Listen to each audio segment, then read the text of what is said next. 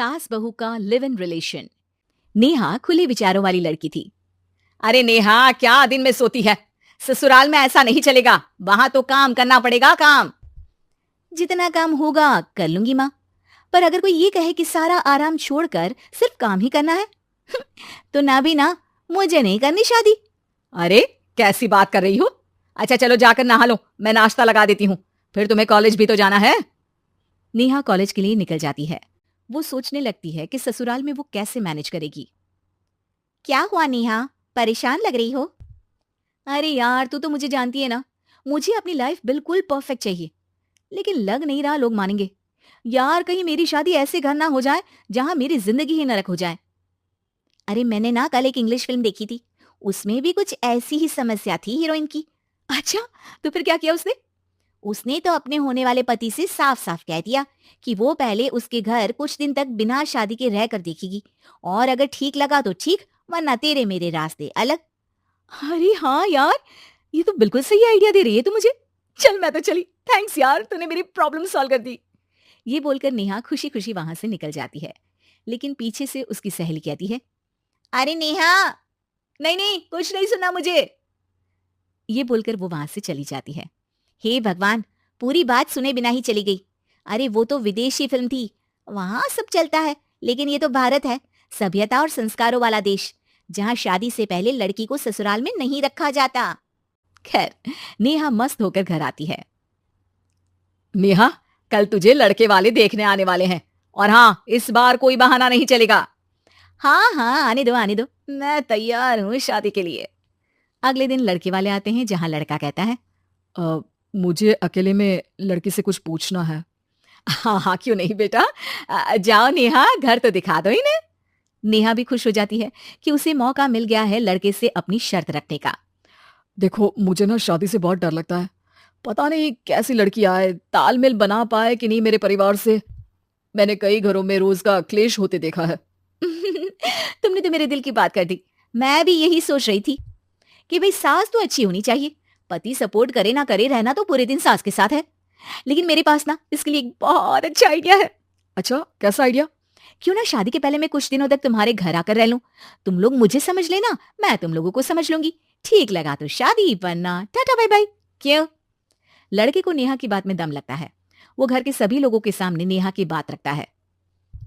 अरे पागल हो गई है क्या? ये कैसी शर्त है? अरे शादी से पहले मैं क्यों तुझे किसी और के घर भेजूंगी रहने? अरे लड़की के ख्याल तो 20 साल आगे के हैं, इतनी भी खुले विचारों वाली लड़की नहीं चाहिए हमें। अरे माँ, क्या बुरा और गलत बोल रही है ये? रहना तो हम दोनों का है ना, कल को कोई परेशानी आई तो तुम सब तो ये बोलकर निकल जाओगे कि जिंदगी तुम लोगों को ही निभानी है, तुम लोगों को जो करना है करो। तब क्या करूंगा बताओ? सबके समझाने पर वो लोग मान जाते हैं। वाह, मैं 2-3 दिनों में पैकिंग कर लूंगी, तो आकर मुझे ले जाना। और नेहा पहुंच जाती है विशाल के घर। आओ आओ, ये रहा तुम्हारा कमरा। इस घर में तुम एज अ गेस्ट रहो, लेकिन माँ तुम्हें बहू की तरह ही ट्रीट करेंगी, और तुम भी उन्हें सास की तरह ही रखना। बस फिर क्या था, शुरू हो जाता है लिव इन सास बहू का ड्रामा। अरे चाय तो बना दे बहू। जी सासू माँ, अभी लाई। नेहा चाय लेकर आती है कि बस चाय लेकर आई हो, इसके साथ पकोड़े भी ले आती। लेकिन आपने तो बताया ही नहीं कि आपको चाय के साथ पकोड़े भी चाहिए। हाँ हाँ, अब तो पता चल गया ना। रात को खाना खाने के बाद नेहा किचन में खटर पटर कर रही होती है। क्या हो रहा है वहां नेहा? माँ जी, मैं ना रात को अदरक वाली चाय पीकर सोती हूँ, ये मेरी आदत है। अच्छा, तो जरा मेरे लिए भी बना देना। दोनों सास बहू रात को चाय पीती हैं। अगले दिन, नेहा, मैं मंदिर जा रही हूँ, मेरी साड़ी निकाल कर बेड पर रख दे। नेहा सास के लिए साड़ी निकाल कर रख देती है। वो देखती है कि उसके आने के बाद से सास ने घर का कोई भी काम करना छोड़ दिया है। यार मैं क्या करूं? ऐसा ससुराल तो मुझे नहीं चाहिए था जिसमें मैं ही सारा काम करूं। मैं तो ऐसा घर चाहती हूँ जहां सास और बहू दोनों मिलकर किचन में काम करें। हे भगवान, रात को चाय पी ली, पेट में गैस बन गई, अब तो चला भी नहीं जा रहा है। मुझे तो ऐसी बहू चाहिए जो हेल्थ के प्रति कॉन्शियस हो, क्योंकि वो ठीक रहेगी तभी तो मैं ठीक रहूंगी।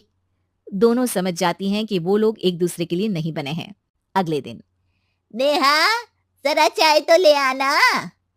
नेहा चाय के साथ चिला भी बनाकर ले आती है। सास खा पीकर सो जाती है। अगली सुबह तेरी बुआ सास आ रही है, उसे मैंने तेरे बारे में बताया है। तभी वहां गंवार से एक महिला आ जाती है। चलो यहां से निकलो, कुछ नहीं है खाने के लिए, जाओ। ए नेहा, तमीज से बात करो, ये मेरी ननद यानी आशीष की बुआ है। हाय रे दैया, इतनी आकड़ वाली लड़की, अरे यही है ना जो शादी से पहले ही आकर बस गई है यहाँ पर। बस नहीं गई हूँ, बसना है या नहीं ये डिसाइड करने आई थी, लेकिन इन लोगों के रिश्तेदार इतने गंवार हैं तो मैं तो ना कर रही इस घर में शादी। और भाभी, और क्या कमी थी हमारे आशीष में जो आपने ऐसी लड़की की शर्तों को मान लिया। अरे वो तो आशीष के कहने पर मैं झुक गई, वरना ऐसी लड़की को तो मैं घर में घुसने भी ना दूं। ए हेलो, ऐसी लड़की कैसी लड़की? हाँ, बिना समझे बुझे शादी कर लूं? अब तो समझ गई ना कि हम लोग गांव के हैं। भाभी को खाट पर सोना और रिश्तेदारों का गांव से आना जाना तो लगा ही रहना है इस घर में। हाँ हाँ, मैं तो किसी मॉडर्न घर में शादी करूंगी। ये बोलकर नेहा वहां से चली जाती है। अपने घर में आकर नेहा कहती है, ना मां ना, लिव इन में रहकर देख लिया, ये गांव के लोगों का कोई भरोसा नहीं है। खैर, नेहा की शादी एक मॉडर्न घर में हो जाती है, जहां सास कहती है, हे नेहा, मैं टेनिस खेलने जा रही हूं, आओ तो जूस बनाकर रखना, और हाँ, वॉलनट्स और ओट्स भी बना लेना। जी माँ। माँ मॉम बोलो डार्लिंग, माँ इज ओल्ड फैशन। बेचारी नेहा सर पर हाथ रख लेती है। हे भगवान, ये सास तो सास ही होती है, गांव की हो या शहर की।